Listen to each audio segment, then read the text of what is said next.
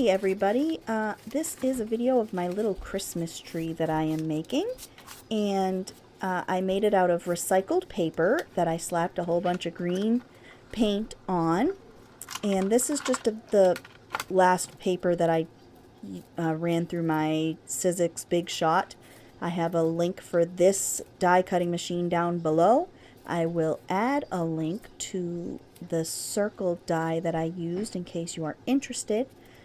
If not, I will be selling these packs of circles in my store to make a tree roughly this size, and you'll have extra circles besides. I'll make sure that there are plenty. So the one thing I didn't think of doing was organizing as I went, so I kind of, cut that part out of the video because it's kind of boring to watch you organize circles. I grabbed a spool that was from just out of my sewing stuff because I didn't have an empty spool right there with me. So I just wanted to use it as a stand and to test things out to see how it would go with adding all these circles. The piece of wood I have is just a bamboo skewer. You can get them at the dollar store. You can get them at pretty much any big box store, grocery store. There's bamboo skewers. I measured it to 6 inches, but not all 6 inches is going to be tree. The first inch or so, whatever the size of the spool is going to go into the spool. So it's, it ends up being a little bit smaller than 6 inches, like 4.5 inches maybe, I don't know. But I put the whole thing in the spool because it just held it steady while I was adding my circles. I went from largest to smallest, obviously, and for some reason as I got to the end of one stack or one size, I tried to incorporate back and forth with the next size down. Whether or not that made a difference, I have no idea. I don't think that's a step you necessarily need. But I sped this part up just because it's long and, it takes up a lot of time.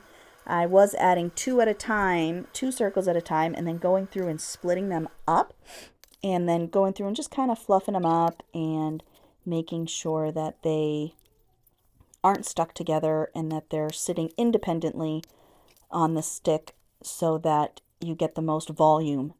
Some of the painty papers, I added some designs, like, stamping and mark making and stuff like that. I only did it to a few because I didn't know how much of that you would see, but you do see quite a bit. So when I make up these kits of circles in my Etsy store, you will get a handful of them that are marked, with whether it be a stencil or some kind of a stamping. It will be marked along the same lines as the color scheme of the green tree. I will also sell these kits. I will sell a kit to make your own with the spool and the bamboo, a 6-inch piece of bamboo. The spool will be plastic. My wooden spools are pretty valuable to me, so I'm not gonna give those up. But yeah, so I will be doing a plastic spool with the bamboo skewer and the circles to go with it. It will also include a star bead. I have gold, silver, and a bronze color, so you would just tell me which color you'd want, and I will send that along in your kit. And one tip that I forgot to mention, with the bamboo skewer, it comes to a point at the end.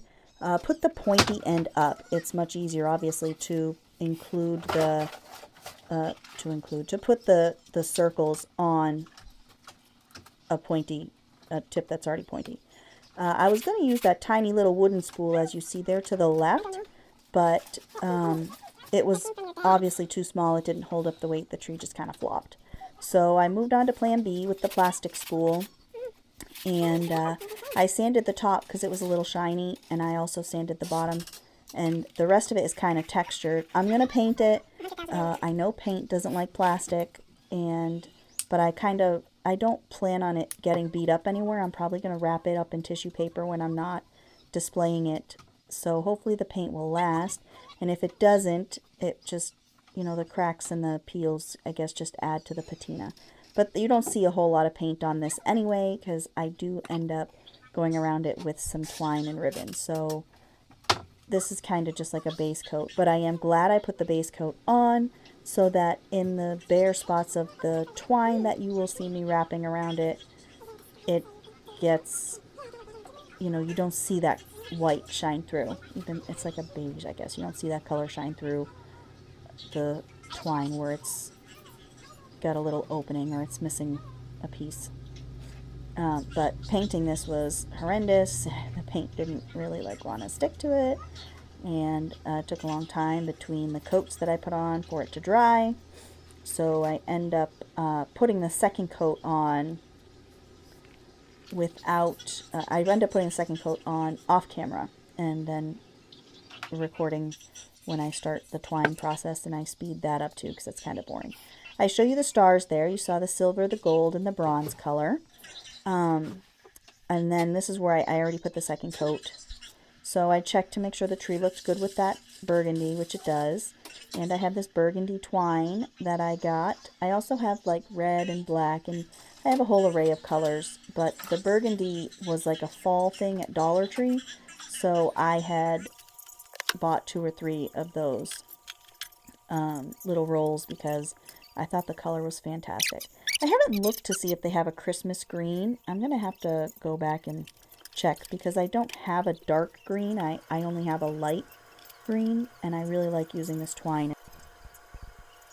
This editing app that I have is getting really annoying to try and do voiceovers because it just keeps closing out. So I have to keep stopping my voiceover every now and then. But I speed up this part. It's kind of boring to watch me just wrap it around a spool.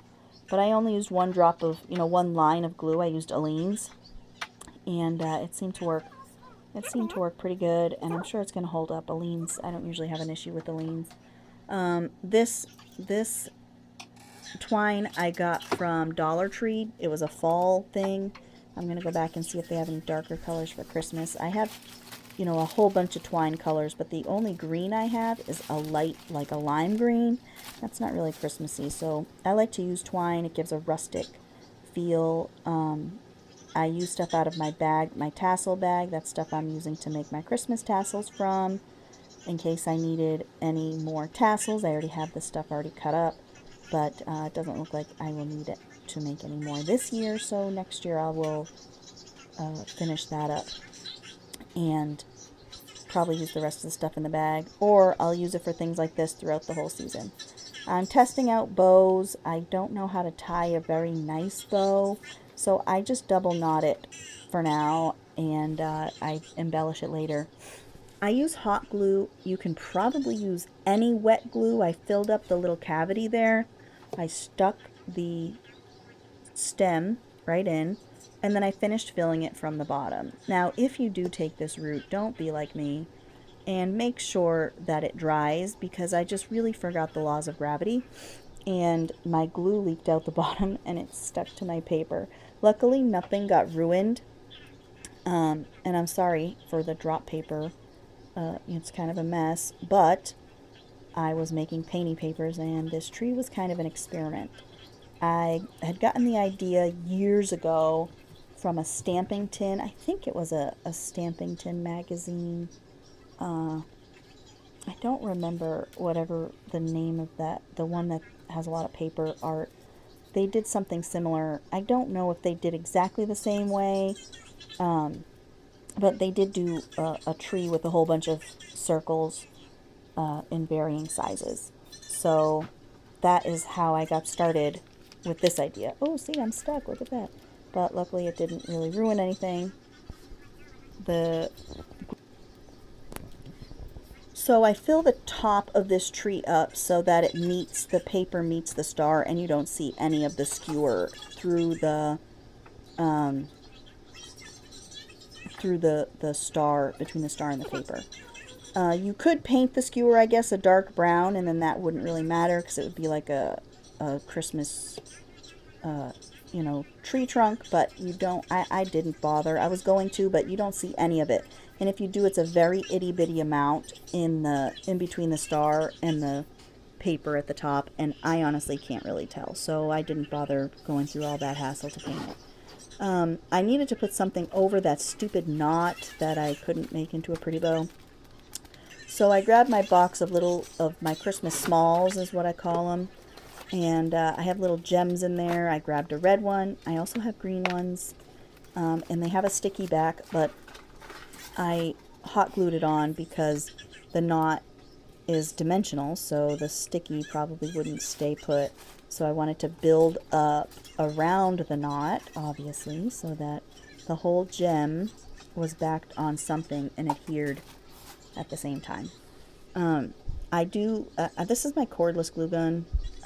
It works good, it works okay, but you really cannot beat an old corded glue gun. This works for things like this, but when I tried to glue, make those, when you take a tin can and you put a bunch of paper rolls on it, this glue gun doesn't get hot enough for that hot glue to really stick. So all my paper rolls came off my tin can, and I just, got fed up and threw them all out. But my old glue gun that plugs in, it's like a Craftsman or whatever, but I will never have that issue with the Craftsman glue gun. I am looking for, I was putting those little berry things away. I thought they might work, but they didn't. So this is the finished product. I hope you like it, and I can't wait to see what you do with it.